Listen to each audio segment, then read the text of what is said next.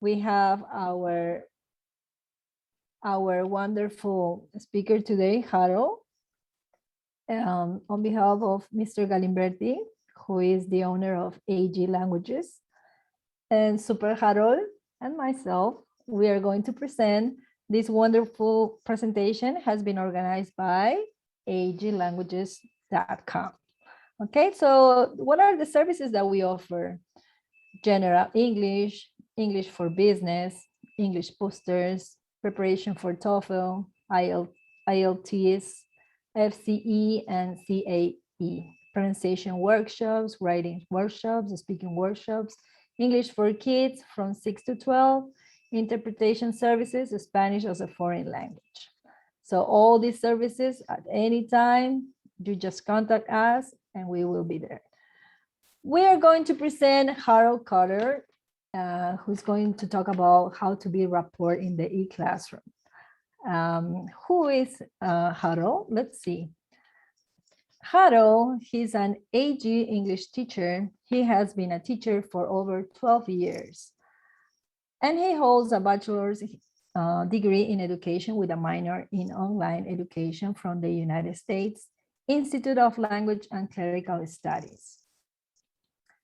He has enjoyed working with students from all over the world, including China, England, Australia, Mexico, the United States, and many more, in classroom one-on-one and in blended learning environments.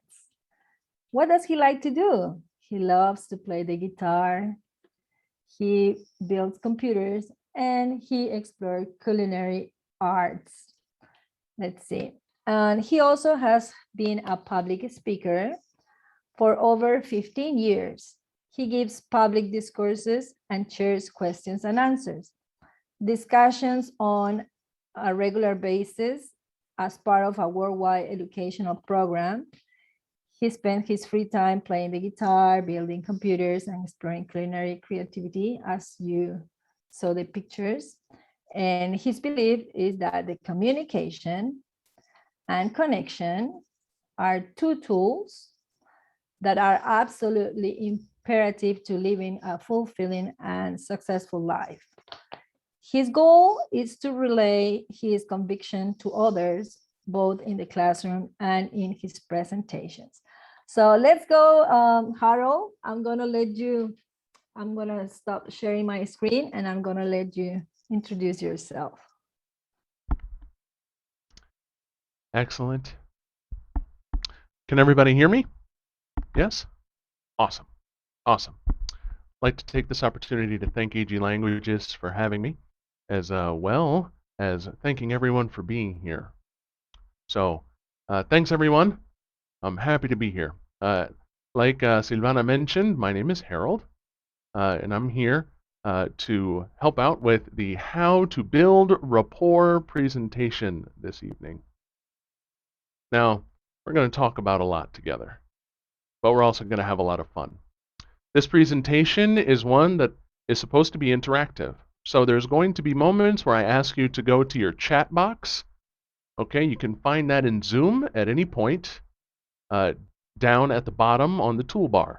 You can access your chat box. When I tell you to go there to look for a link for different polls and things, that's where you can find it. We'll test the feature now. As you can see in my presentation, there is an active Q&A that you can access at any point during the presentation to submit a question. Okay? I'll put the link in the chat.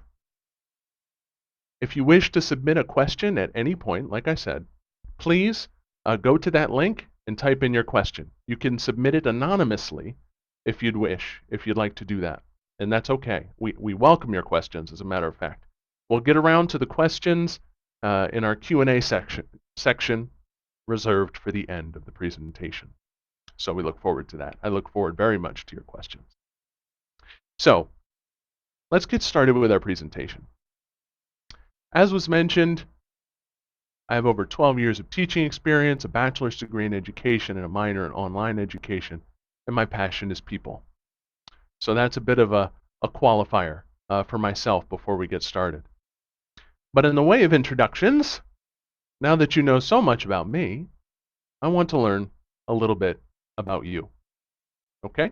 So we're going to do our first poll. As you can see here in our presentation, there's this big old question mark. Whenever we see that question mark throughout the presentation, that means we're going to have a poll. Yay! Okay? So that means I'll put a link into the chat. Okay? I'm pasting a link in right now, and I want you to go and click on that link. I'll do it with you. Okay?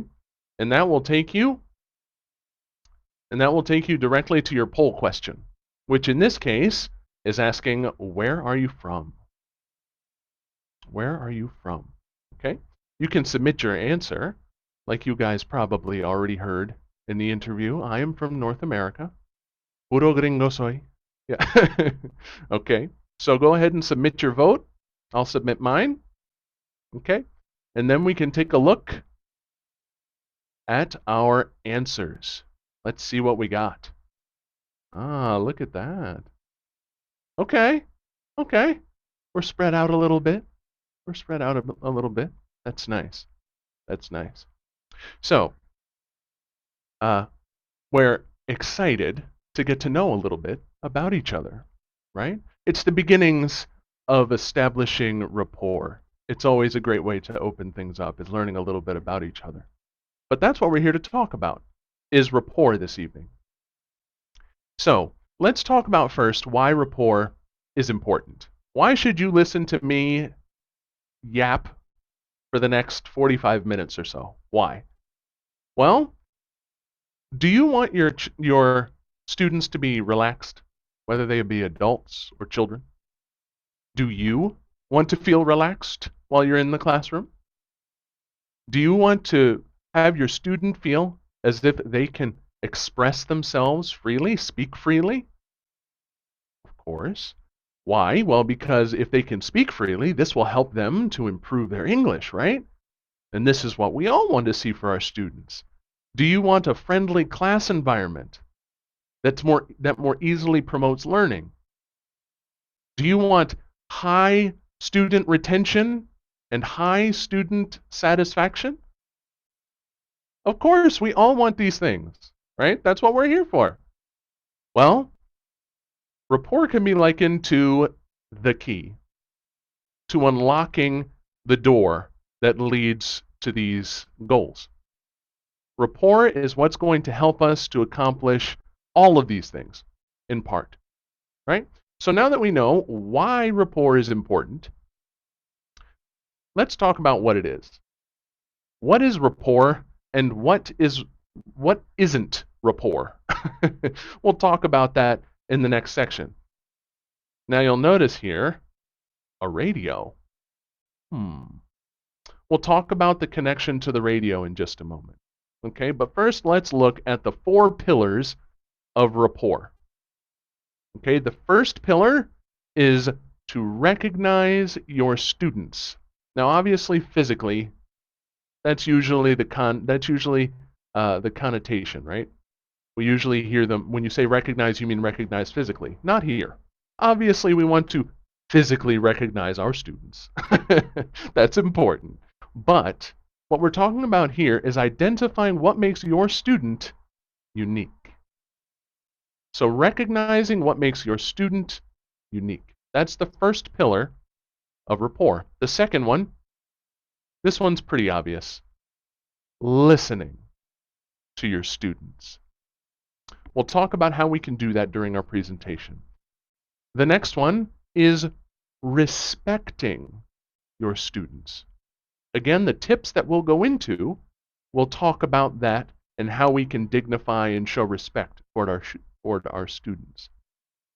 And then being even-handed is the 4th pillar that makes up what is considered rapport. What does that mean, being even-handed? That means being fair, being transparent, if you will.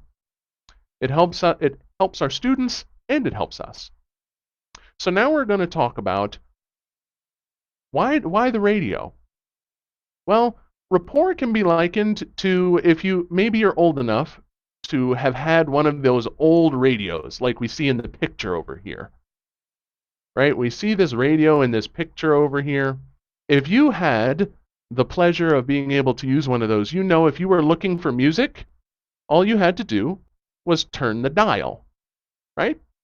You turn it, and you're listening for a station to come online. And then you hear something you like, and you slow down, and you fine-tune until you can hear the radio station clearly. It's the same when it comes to rapport. We have to figure out what our student wants to listen to by cruising the channels. And then, once we catch on to something, we dial it in. And eventually, we're going to be on the same wavelength as our student. And that's the ultimate goal. That's the idea with rapport. So, now, let's ask our next poll question. Okay, we're going to break it up into two parts, and we're going to figure out what exactly is rapport, and is it something that you're born with? Okay. I'll put the first poll link into the chat now. Okay? And again, I'll do the poll with you. The poll asks, rapport is a trait that, or says that rapport is a trait that you're born with. That you're naturally good at it, or you're not. Tell me, do you strongly agree with this idea? Or do you strongly disagree with this idea? Choose on a scale of 1 to 5. Tell me what you think. Okay, now we'll take a look at the poll results. Give you just another couple seconds to submit your answer. All right, let's take a look. Now that is a spread. That's a spread. Thank you for your participation. Thank you for your participation. But again, this highlights something very important, right? That some of us, well, we'll actually let our next poll address this spread of answers, because it talks about this differentiation that we have here. It talks about this spread. I'll put the next poll link into the chat right now. Okay, I invite you to pop on over to the poll. Now here helps us to fine-tune what we're talking about here.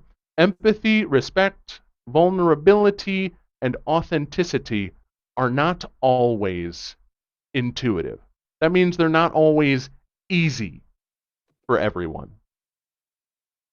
Do you agree, disagree?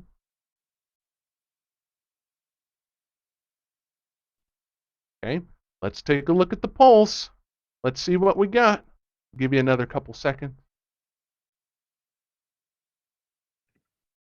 Yeah, now we're all on the same page, right?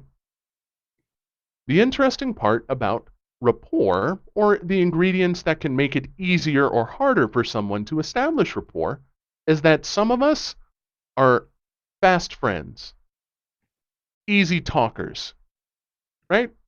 It's easy for us to start a conversation, and the conversation would never end. We make friends quickly, right? But for others, it may not come so naturally. It may be a challenge.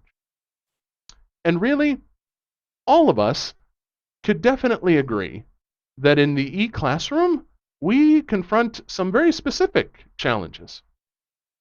And that's what we're going to talk about next.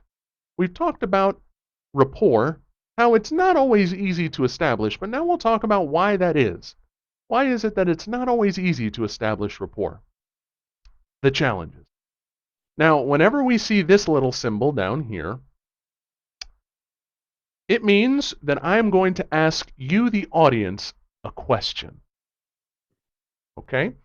And when I ask you the question, all you have to do is go to the reactions button in Zoom, click the reactions button, and raise your virtual hand, and I'll call on you for your answer. Okay? So this is a viewpoint question. What makes building rapport a challenge for you? What makes building rapport a challenge for you? Don't be shy now.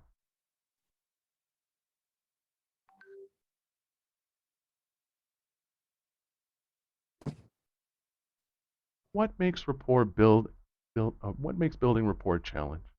Sure. Antonio, please. Well, for me, it's particularly hard, especially when I'm tired and I just want to do something else. Yeah. Yeah, that's a good point. That's a good point. Let's see. Please, Ceci. Oh, thank you. Yeah, it is absolutely difficult sometimes. Not only it depends on our own personality, but also sometimes trying to make connection with students. Sometimes they are shy, or perhaps we just ask a question, or like what has just happened right now. You pop up a question and we feel shy even to to do what we expect from our students. So Yeah. sometimes it happens. It could come from us, but it also comes from others. Thanks. Excellent. Thank you very much for your participation, guys. Thank you very much. And you both highlighted very important points. That the reasons why it's a challenge, they can vary, right? It could come from anywhere. For me, it can be a challenge because I usually teach early in the morning. And I might seem happy now, but early in the morning, I look a little different. Right? So maybe that's a challenge for you. There are many reasons, and that's what we're going to talk about. In this section, we won't spend long. We're here to talk about tips to improve your rapport. But let's talk about realistically why it can be a difficult thing for us to establish rapport. So the first factor is us as teachers. That means ourselves, right? So where do we start? Well, our attention is a great place to start. You need to give undivided attention in order to establish rapport. You need to listen, you need to give feedback. There's a lot, right? They need your attention. But that's the thing, is what do you have to do in every single class as a teacher? You have to open multiple windows and have them open all over your computer, right? You have to flip through those windows when you need each one. You have to take notes and transcribe what your student is saying. Take note and transcribe what mistakes they've possibly made. Think about how to give them feedback. Look up pronunciation mistakes on Webster, or look up how to pronounce something on Longmans. Track your time. You get the idea. Right? We could go on and on. As teachers, it's easy to think it's automatic after a while, but it's not. It requires a lot of our attention to be efficient teachers. So, what else? What else on our part can make it difficult? Can make it a challenge to establish rapport? Well, the classroom isn't the only place that teachers exist. It's a surprise, I know. But we have a life outside of the classroom. What were you doing before class? What do you have to do after class? These things could weigh on our minds while we're in the classroom, whether we want them to or not, right? And that can make it difficult for us to give our undivided attention to developing rapport. Now, what else can make it difficult? Insecurity. Now, what do we mean by insecurity? Well, it's kind of like applying for a job or getting out on the dating market, right? You're putting yourself out there for your student. You're trying to provide a service that they'll be happy with, and you're trying to do a good job. And when you don't get that feedback from your student, it can be easy to feel like you're being rejected. You can feel a little bit insecure as a teacher. And that can really shut down the desire for you to build rapport. That can be hard to overcome. And maybe we think it's because the student just doesn't like us, right? But we'll learn why that can be something that it can be overcome in just a few moments. So, how about the student? Well, the student is just like us, right? They have a finite amount of attention, and they have a lot to do. So in the classroom, maybe they're thinking about, maybe they didn't prepare and they're panicking because they're worried that you're judging them because they haven't had as much time to prepare. Maybe they are worried that you're going to ask for their homework and they're worried about, am I going to do a good job in class? I didn't do my homework. I'm not giving enough to the teacher. Maybe they're worried about what you think about them, and there's so much, right, that they could possibly be worried about. But also insecurity, just like us. They're putting themselves out there to us. They're giving us their best and trying to improve in a language that they're learning. And when one is learning a language, it's like being a 2-year-old again at times. You feel helpless trying to express yourself in a language that you're unfamiliar with. That's hard. But the student, that's what we're asking them to do. So that can be a challenge. And apart from us, and apart from our student, there's a whole world out there, right? And we know this. The world is nuts around us at times, and we have no control over it, right? Sometimes our students in class and the kids are going crazy in the other room, and we see our student constantly looking over at the door, wondering when their child's going to come running through the door naked, screaming, "Mommy, mommy, mommy," right? Sometimes that happens. Sometimes there's lots and lots of homework and work that they have to worry about, and those things are outside of their control. They're just trying to go to English class, right?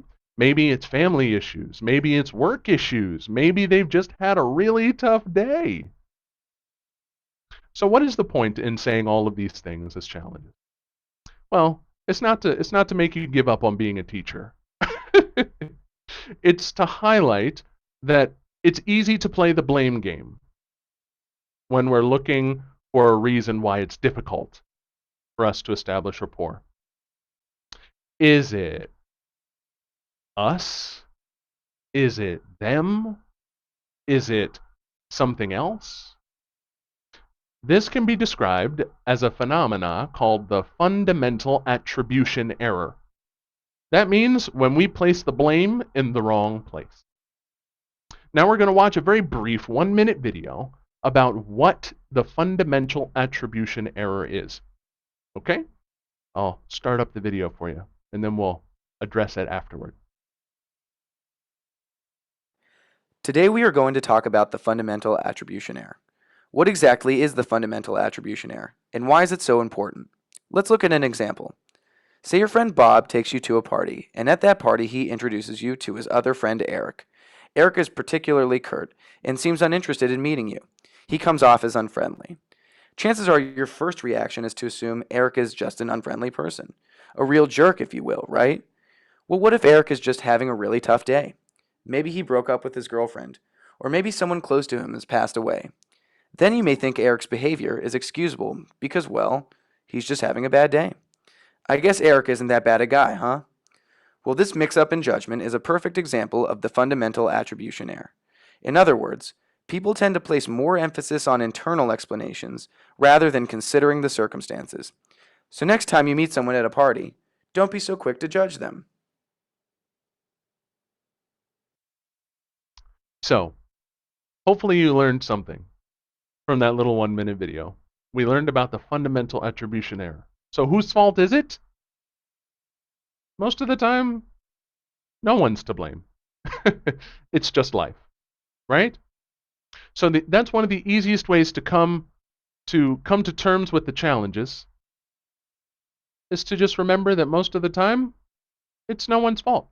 If it's hard for us or a challenge for us to establish rapport, it's not because it's the student. It's not because we're terrible teachers.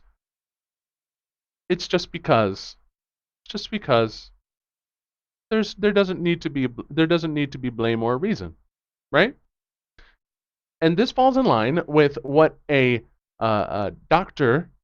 teacher who studies children, he had a TEDx talk where he said this about the learning experience for children. He said, if they can, they will. If there is a will, if there's a skill, there's a way. Now, what does that mean? That means that our students, no matter if they're from 6 to 12 or a couple times that, right? It doesn't matter. Our students have come to us as teachers, have spent their money, are spending their time, and putting a lot of effort into trying to be better at speaking English. They want to succeed as much as we want them to, or sometimes even more than we want them to, right?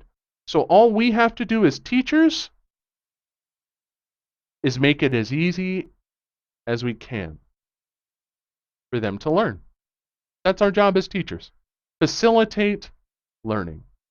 If we provide an ideal environment and we do our part in trying to establish rapport and making it just that much easier for our student, well, they'll have the skill and we've provided the way. Right? So now let's talk about, we've talked about the challenges. Let's talk about the tips. Let's talk about what we can do. What can we do to build rapport in the online classroom? We'll talk about 8 steps, 8 tips that can help us to build rapport. And if you behave, we have a couple of bonus tips. All right, so we'll hop right in. Here's the first 3. We start with tip 0. Harold. Yes, tip 0. Now, why is there a tip 0? The reason is because it starts before we even go to the classroom. Okay, what do we need to do before we get into the classroom?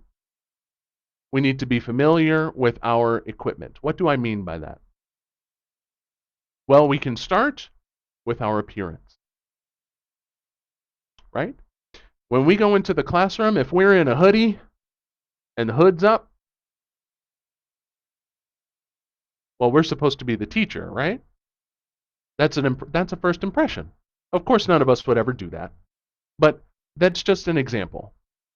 As that example would indicate, our appearance plays a role in how we are perceived by our student. It's a great first step in establishing rapport. If we're working with children, sometimes wearing a pin or a sticker or something like that on our shirt or blouse, sometimes that does everything for your student. They have an instant connection, right? We can do a great variety of things. But the key is making sure that we're neat, right? So our appearance is a good first step. What else can we do? Before we get to class, we want to make sure our environment is clean. So sometimes what we think is clean is not as clean as we think. Right? So we want to make sure that our clean environment is free of clutter. If we have a bookshelf behind us, make sure our books are lined up. Sometimes we can have things behind us, and that's okay. But just make sure that everything is organized so that it's not a distraction for the student. It's part of our first impression. Right? So we've talked about our appearance, our environment. Now we'll talk about our tools. Now, what do we mean by our tools? Well, be familiar with your equipment, like your camera. Know how you look in your camera. Make sure your camera is in front of you. And make sure it's not on your desk looking up your nose. Right? That would be funny for a student to come in and get a first view of their teacher that way. Of course, we would never do that. But the principle remains. Being familiar with our camera, making sure that we have a nice, crisp image, that's going to help our classroom stay free of distraction, and it's going to help us to be able to freely establish rapport. The next thing is that we're talking about our voice. Now, we're not talking about our literal voice. There's nothing that we can do to change that, even if we wanted to, right? We're talking about our audio equipment. Are you being heard? Is it picking up all of the noise around? Is your microphone picking up all of the noise around you? Can they hear every car that rides by outside your window? Right? All of these things are things that we might have to think about before we start our class, right? because we want our classroom to, again, be free of distraction so that we can establish rapport. Now, this is an interesting one. Ergonomics. Now, ergonomics just means, are you comfortable? Are you able, are you standing? Are you sitting? But no matter where you are you comfortable looking into your camera? It's that easy. But as a suggestion for your ergonomics, if you have a laptop, instead of having your laptop down low and having your neck looking down, or if you have a monitor, having your monitor too high and constantly looking up, try and find a good level for your monitors, for your camera, so that it's nice and easy for you to look into the camera and at your monitor. Also, if you have the ability to do so, put your laptop on a stand so that you're looking at your laptop, and possibly you may be able to stand up for your classes. There are many teachers who swear by standing up for their classes. They say that it makes them feel like they can more freely express themselves. Their gestures are more lively. They can use their whole entire body in their classroom and in their gestures. That has helped a lot of different teachers. But having all of this set up before your class will help you to be relaxed and will help to establish a good first impression with your student. Now, let's move on to our real tip number 1. Learn your students' names as soon as possible. Now, this may seem obvious, but let's drive home the point with a story. I had a teacher that once told me that at the end of his day at work, sometimes his boss would come in and they would ask him, would you be able to please do a couple of subclasses for us before you leave? And he said that they were some of the more challenging classes because you have no rapport with the students and they know that you're just a sub, so they have no reason to establish rapport with you or a connection with you.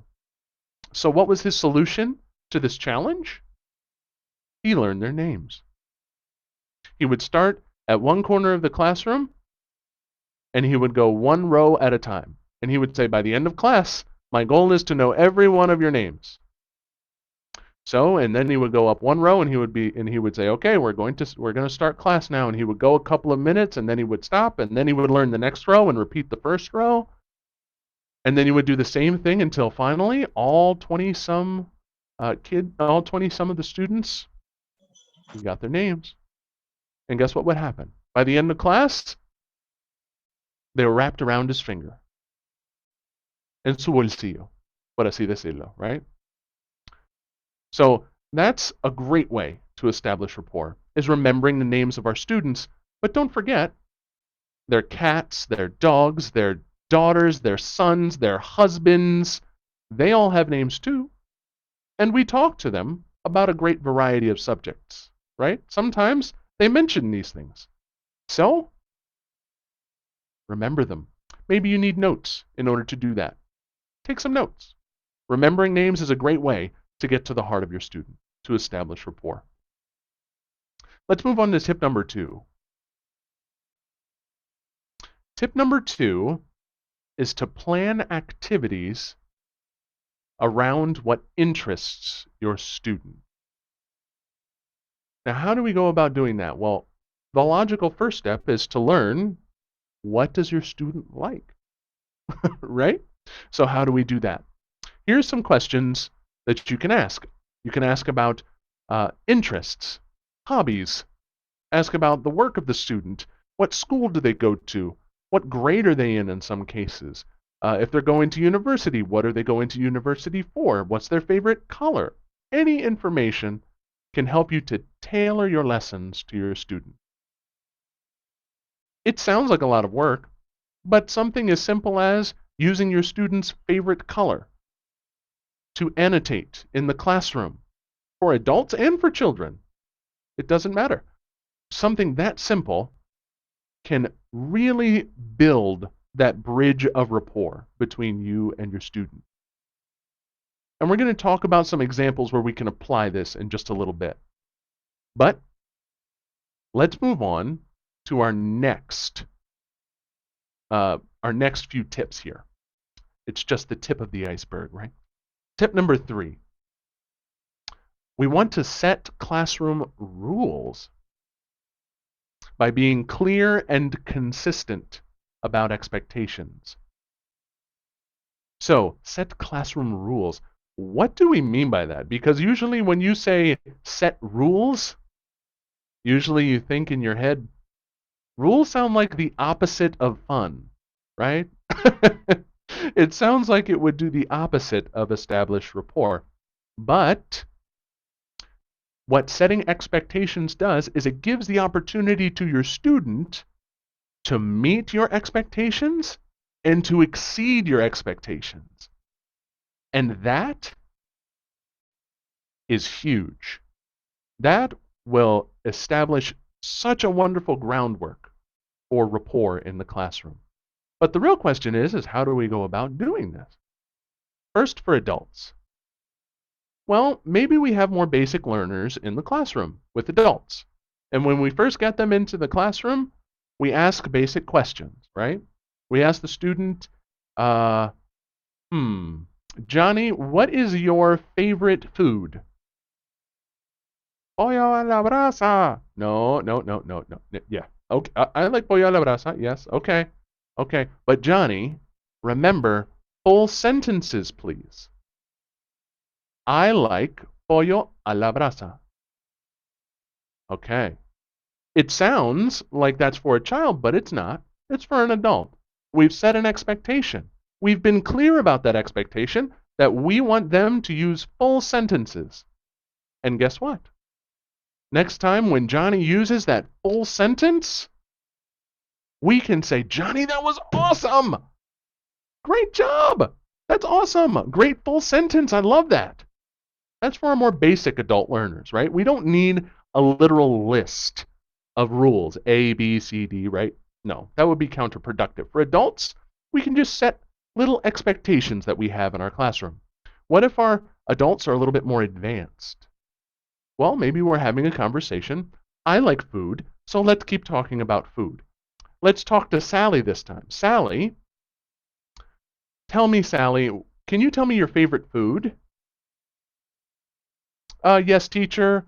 I like anticuchos. Okay. That's my favorite. I love anticuchos. Now, Sally, tell me why. Why do you like anticuchos? Now we're setting an expectation. We don't expect just straight answers from our more advanced students. We expect why. By setting that clear expectation as to expecting them to say why they like something or why they chose a certain word, why, the more we say that, the more the expectation will be clear and set. And the more the student will be able to meet that expectation and exceed that expectation. Now, how about for children? Well, we have some teachers here for children as well. For children, it's easy. We just need to be as clear as we can be with them. For a lot of teachers, it's recommended to simply have a slide ready. Make a picture and make it fun and just put a couple of class rules. Raise your hand to answer, or if it's a one-on-one class, instead write one person speaks at a time. You can even write it in Spanish if you have to, if they're very basic learners. Just make sure that it is clear to them what it is that you expect from them in the classroom. That's what's important. Now, what is tip number 4? We want to use body language. Now, how do we do this? The first tip is with eye contact. Now, if I drag all of your wonderful faces down to the bottom of my screen, this is how I have to look in order to establish eye contact with you. It doesn't look like I'm establishing eye contact, does it? But if I drag you all the way back up here to the top, now I'm establishing eye contact. It looks like I'm looking right at you. right? So these small things, it's so small. When we're sharing our screen, we can drag our Zoom window all the way up to the top near our webcam so that it looks like we're looking at our student. It shows the student that we're interested in them, and that eye contact conveys conviction. It helps to establish rapport, and we haven't had to say a word. What else? There's a tool in the classroom that we can use called Tpr, Total Physical Response. Now, this involves teaching with our body. Some concepts we can teach with simply a gesture. So when you're listening to your student, lean in, cup your ear to show them that you're listening. When you want them to repeat, point to your mouth. Tell the student the question or the sentence that you wish them to repeat. Right? And other things, big, small, right? We can use gestures for many, many different things. Total physical response is doing just that. Teaching with your body. Now let's look at one more. Play with your camera. You can play with your camera while you're in the classroom. If you're listening intently to your student, lean in. Show them that you're listening, right? Or if you have a child and they say something funny or that they're going to eat their teacher, you can hide from them on the camera. You're going to eat teacher? No! Right? All right, you can play with your camera. You can exit your camera. You can back away from your camera. You can come up close to your camera. Right? Play with it. Be theatrical. If you're standing, the options are even bigger. Teachers go crazy with playing with their camera, and that's fantastic. That's fantastic. So, play with your camera. Show your students that you care by the way you communicate with your body. Now let's move to tip 5. Respect your students by respecting their diverse and different backgrounds. We want to grow empathy. Now there's a resource link that I've given to Antonio. Hopefully he'll send that out to you guys after our presentation. But in that resource page, there's an article that talks all about just this subject. I encourage you to check it out. A lot of useful information. But we can ask questions such as these to grow empathy for our student and to think about them. We can ask, what responsibilities do they have? What obstacles do they face? How do they measure success? What could reduce their stress levels in class? I thought that was so interesting. And then what could motivate them to do better in class? All of these questions will help us to put ourselves in their shoes and help us to be able to understand how they think. So now let's move into our last 3 tips. Tip 6, listen to your students. This is obvious, right? We're teachers. We're teachers. Listening to our students, it's automatic, right? But when we're really busy in the classroom, it can be hard. It can be really hard for us to stay attentive to our students and really listen to them, because listening isn't just with our ears. We listen with our eyes too. Now, what do we mean by that? Well, let's imagine a scenario. We're going to talk to Johnny again. Okay, Johnny. Here's a question for IELTS. Describe how you and your family dealt with COVID-19. Then you look at Johnny's face before he responds. Johnny gets really sad. You see it on his face before he responds. Well, COVID was kind of rough. Yeah, COVID was really rough for me and my family. Now, if you're just typing and you're not really listening, it can be hard to tune into the fact that Johnny may have had a very hard time with COVID-19. And we can ask him more about that. And that's a great opportunity for us not only to practice English, but also to establish rapport, to level with Johnny and to really listen to him, to understand how he feels. Okay, so really listen to your students, more than just hearing them. Look at them. See how they really feel. Tip number 7. Praise your students.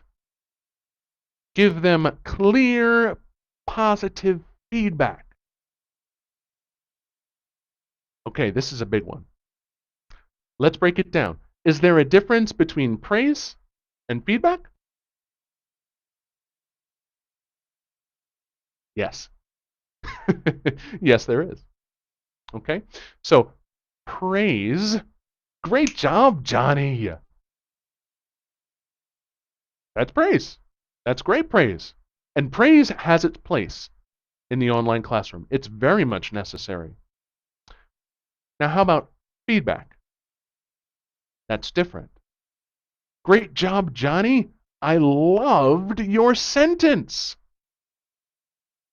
Ah, what's the difference? We've given them praise, but feedback is letting them know specifically what it is they did well or what they could change. Because feedback does not have to be a negative, it doesn't have to be correction. It can be encouragement, right? Feedback isn't always negative. So let's talk about that. We want to be clear with our praise and feedback, and we want to be positive. But Harold, what if the student makes a mistake? It's hard to stay positive when you're addressing a mistake. Well, it's all about being positive with our feedback. So let's think of this as an example. We'll take a look at an exercise in just a minute. But let's say that your student says an excellent sentence, but they just made a small error. You can say to your student, Johnny, great job. That sentence was awesome.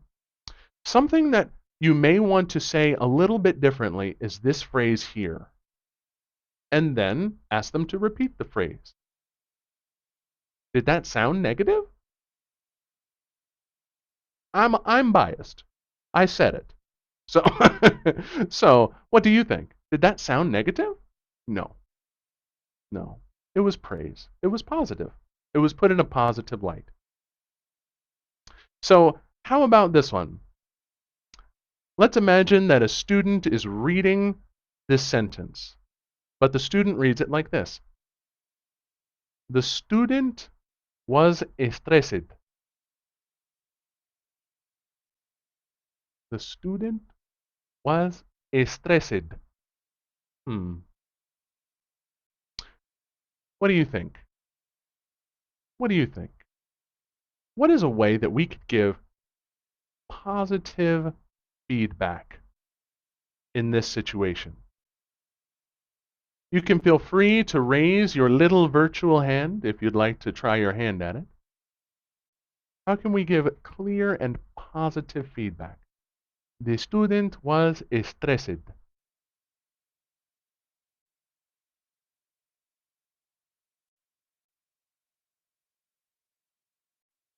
We could start by saying, great job. Great job, Harold. Oh, thank you. Oh, there you are. Let's see, Ceci, please. Thanks, Harold. Yeah, it is a really good sentence. The structure is nice. If we have seen on a written exam, wow, fantastic. But in pronunciation, a nice way could be just to repeat the sentence. And that's the same thing. As teachers, we can just say it again, and he will immediately know that it's not stressed, it's stressed. Excellent. Yeah, good points. Thank you very much. Antonio. Yes, we can also say that it's super cool to see Evie at the end. Oh, that's awesome. And we can even say there's a good number of people who miss those two ending letters, Evie. Excellent. Yeah, make sure the student knows that they're not alone, right? That's excellent. That's a good one too. Yeah, those are guys. Thank you very much for your participation. Excellent suggestions. But framing it in a positive way. That's the point. Exactly like Ceci and Antonio showed us. Thank you very much. So we've learned about how to present our feedback in a positive way. Now let's see what else we can do. This is the last one. This is our last tip, official tip. Get out of your comfort zone, be imperfect, and be your genuine self. This is hard. It requires vulnerability as a teacher. It's hard for us to do. But here's a question for you, and we're going to take it to the polls just now, okay? The question is, what is your job as a teacher? I'm going to put the link in the chat right now. And we're going to take a look. I'll answer it too. I'll answer it too. What is your job as a teacher? Are you supposed to be a walking English textbook? Are you supposed to facilitate learning as a teacher? Or are you supposed to drink lots of coffee as a teacher? I hope it's the last one.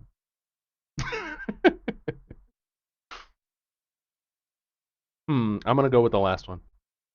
I'm going to go with the last one. Let's see. Let's see what you guys said.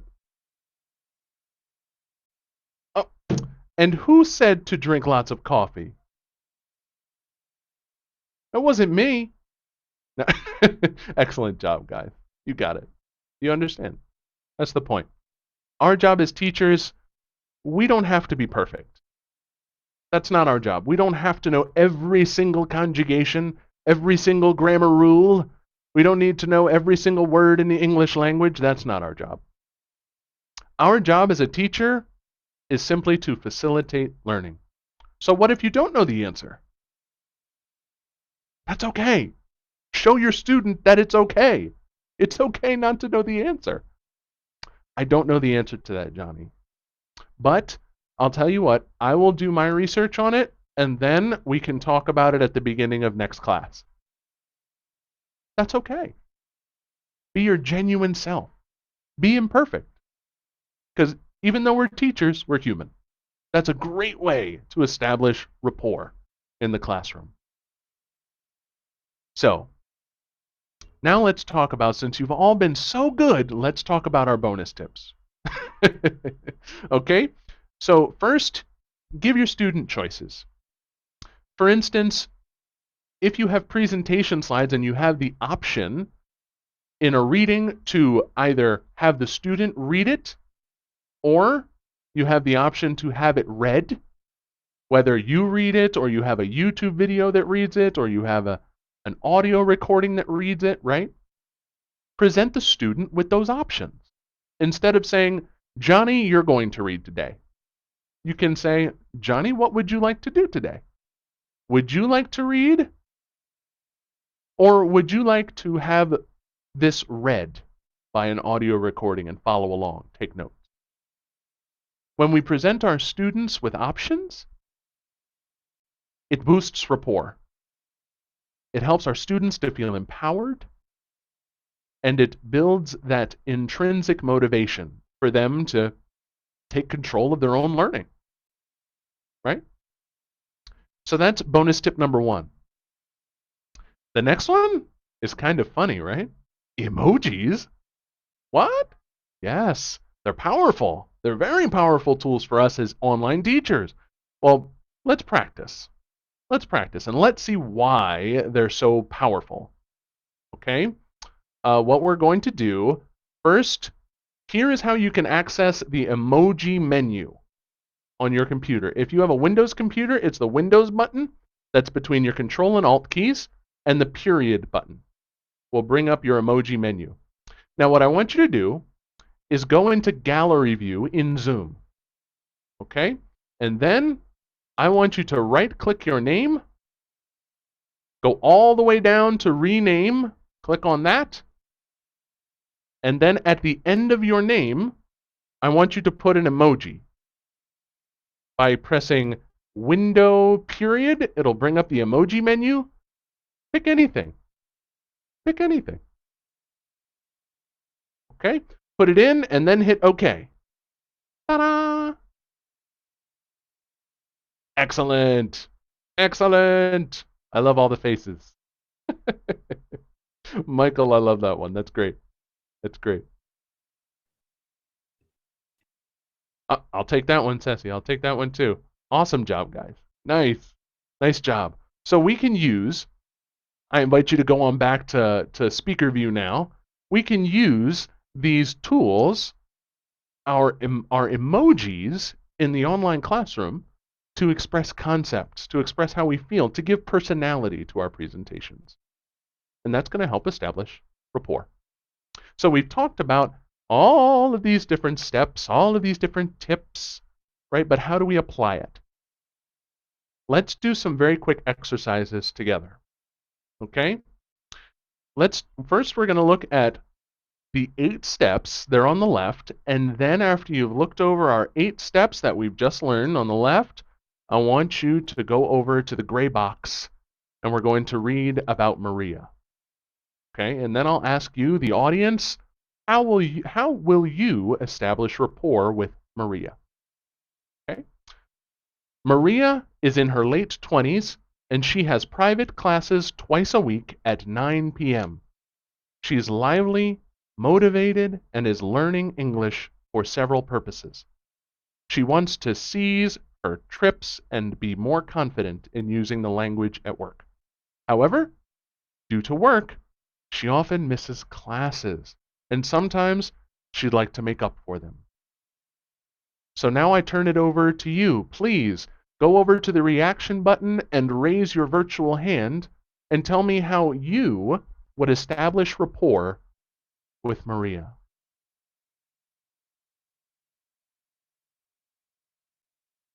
También puedes contestar en español. Entiendo los dos.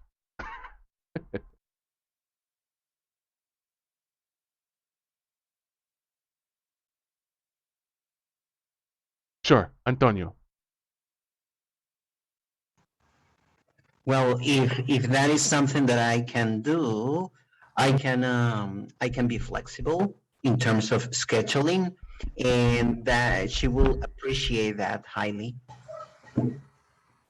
Excellent. That's instantly what came to my mind too, Antonio. And Ceci, please. Oh, thank you. Yes, and I have seen that she likes using language at work. So perhaps if our classes and lessons are adapted to what she's doing and it's related to what she likes, even though classes are late at night and just twice a week, she's gonna just be engaged in what she's learning. Excellent. Yeah, that's another great suggestion. Thank you very much, guys. Appreciate your participation. And there are many right answers here, right? We could talk about her trips. That would be a great and fast way to reach her heart. Oh, where do you like to go? Europe, North America, South America, Asia, where do you like to go? What do you want to learn while you're there? Why do you travel? There are many questions that we could ask and have a conversation. Establish rapport with Maria. Maybe even tell her about some of our trips. Great ways to establish rapport with Maria. Now let's talk about our second situation.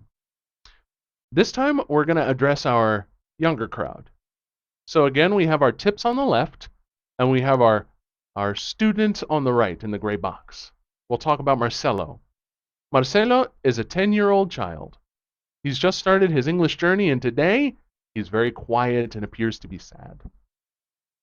He's shy by nature and hesitant to participate, but you notice some superhero toys and posters in his background. Tell me, how would you establish rapport with Marcelo?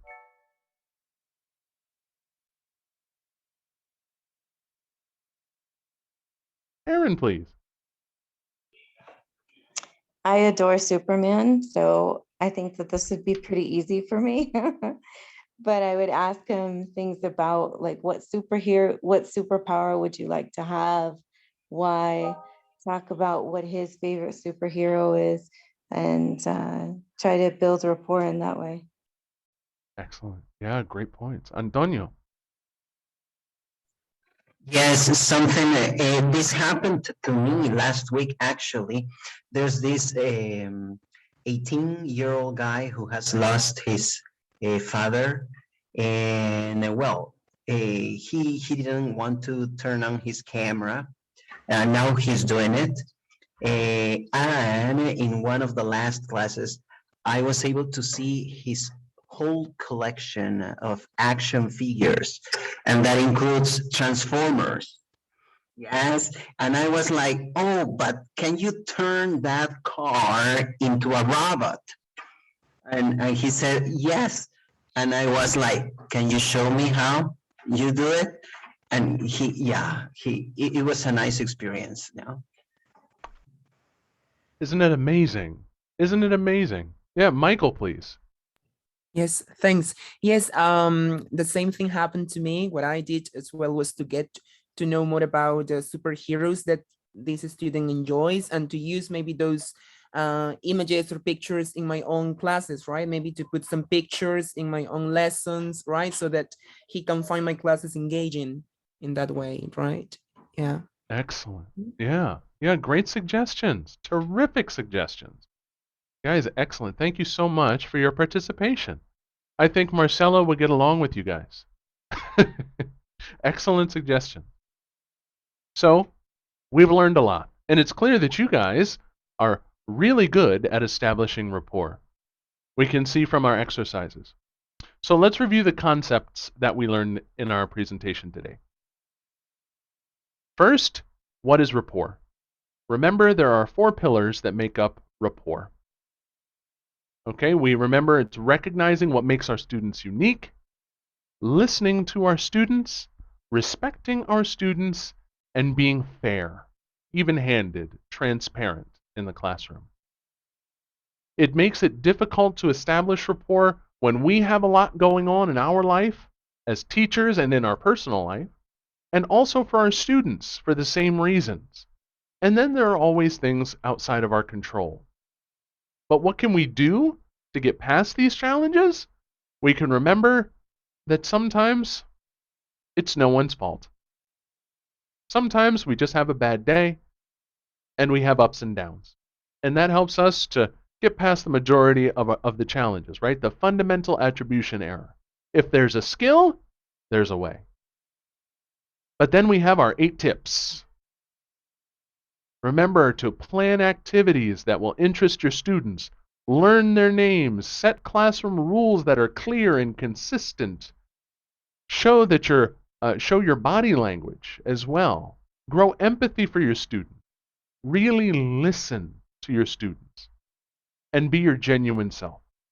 Show your imperfection.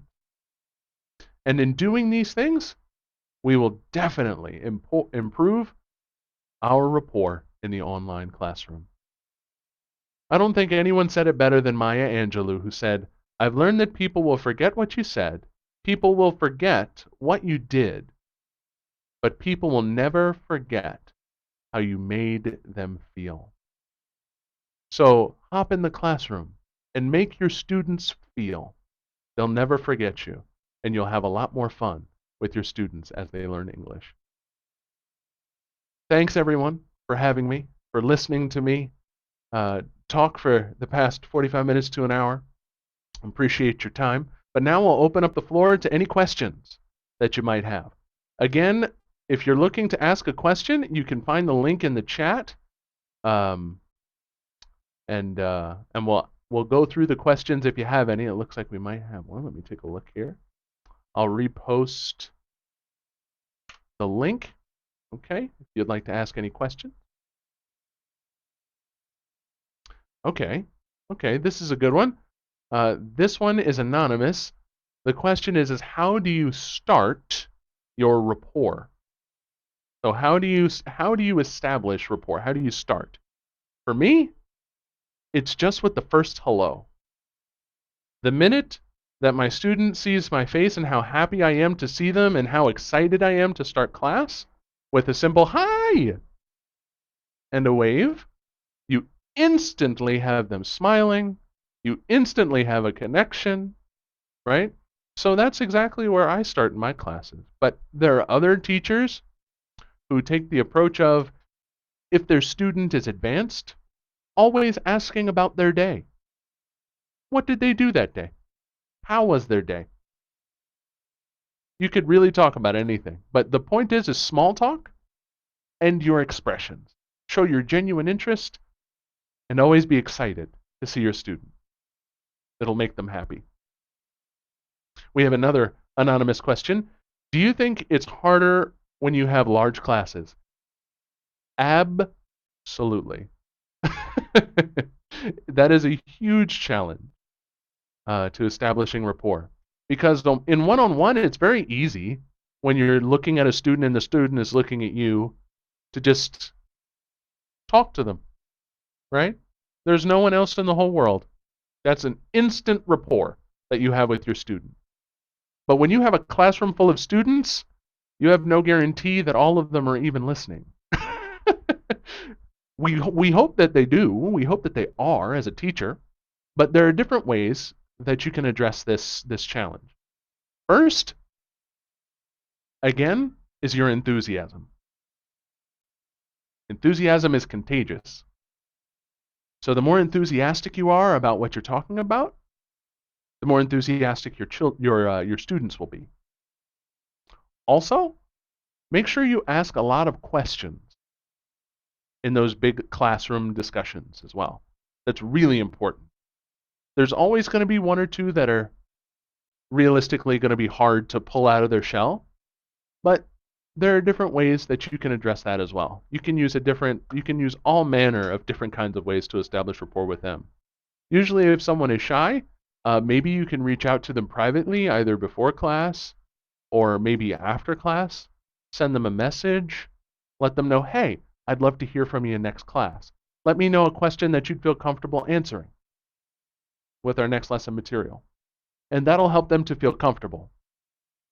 Sometimes cold calling people while you're out doing your class is also a good method to help your students to come out of their shell. Instead of asking them to raise their hands, because there's always the overachievers like me who always raise their hands, right? It makes it nice and easy as a teacher, but we want everyone to participate. So try cold calling people. The answer to this question, Johnny or Sally, right? Instead of asking for a raise of hands. That can help in some cases to get people to engage with you. So just some small tips. There are all manner of tips to help with this. I wish we had more time to discuss them. It could be another presentation all on its own, really. Thank you for your question. Another anonymous question. How do you make them turn on their cameras if they don't want to? You cannot make anyone do anything that they don't want to do. So if they genuinely do not want to turn on their camera, there's not much that you can do about it. Try your best to still be enthusiastic and teach them as if their camera is on. As long as they're engaging in some way, that's engagement. And that's positive, right? But there's also your teacher tricks, your teacher Jedi mind tricks that you can use with your student, right? For me, when it comes to children, it's nice and easy. It's nice and easy. You can do simple Tpr responses. So for an emotions lesson or an emotions an emotions lesson or emotions class, it could be as simple as, can you show me sad? Can you show me happy? Or maybe you're talking about their cat or their dog, or you hear their cat or their dog enter the room. Is that a dog I hear? Can you tell me? Can you tell me about your dog? Right? All of these little tricks help them not to feel so nervous because it's not about them. It's about something in their environment. And they might feel comfortable turning on their camera to do a little bit of show and tell with you. All right? So show and tell is a great way to do it. Trying to get them to echo your expressions by using TPR and doing different kinds of activities with them. All of those things are super helpful to get your students engaged in your class. and sometimes even to get them to come out of their shell, turn on their camera. Thank you again for the questions, guys. These questions are amazing. So let's see, we have one more question here. I get an anonymous question. Can you share a personal story briefly on a remarkable situation in which it was hard for you to build rapport in a class? I like this question. The tough part for me is that I'm one of those fortunate people that's really easy to build. It's really easy for me to build rapport. But I've been working mostly with children for the past 3 years, and there was one student. She was so shy. She was only about 6 years old when I started with her. And in her classes, the only reason that camera was on was because her mom made her keep it on. She did not. For the first couple of classes, there were 2 children in a class, and for the first several classes, it was hard to get her to say anything. And at first, it was hard, but then one day, Mom showed me her favorite toy, and it was an Elsa doll from Frozen. And all bets were off then. Me and her became friends just like that. I knew something she liked, and I have a niece, and I secretly like Disney, and I knew the songs from Frozen. So I started humming the tunes because she's fluent in Chinese and knows a little bit of English. So I started humming the tunes with her, singing a little bit of the songs with her, and she opened up. And from then on, I literally had her for another 2.5 years as a student. Just because of one thing that got her to open up and engage in class. She no longer wanted to go anywhere else. And I love that student. I miss her. I miss her. She was adorable. But it's one of the many treasures that we have as teachers, right? Getting to really connect with our students and to watch them grow. Maybe if they're adults, not physically, but in their knowledge of English. All of those things are wonderful. Anyway, guys, thank you so much for being a fantastic audience. Thank you so much for your questions and for having me tonight. I appreciate AG Languages for having me here. I'll turn the floor back over to Silvana to bring us home. Yeah. Okay, Harold, that was a fantastic presentation. 5 stars. Thank you for your amazing presentation, how to build rapport in the e-classroom. For the next month, we're going to have our friend Erin, who is going to talk about how to increase STT in the e-classroom. No, it's a very, very interesting topic. So we're going to wait for you on November the 15th at 9 p.m. the same time. We have here 3 ways how to contact us. The first one on YouTube. I'm going to share with you the link so you can give us a like.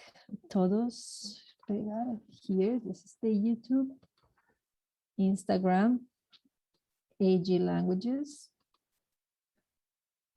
Another like here for us. Let's see the chat. And the last one on Facebook.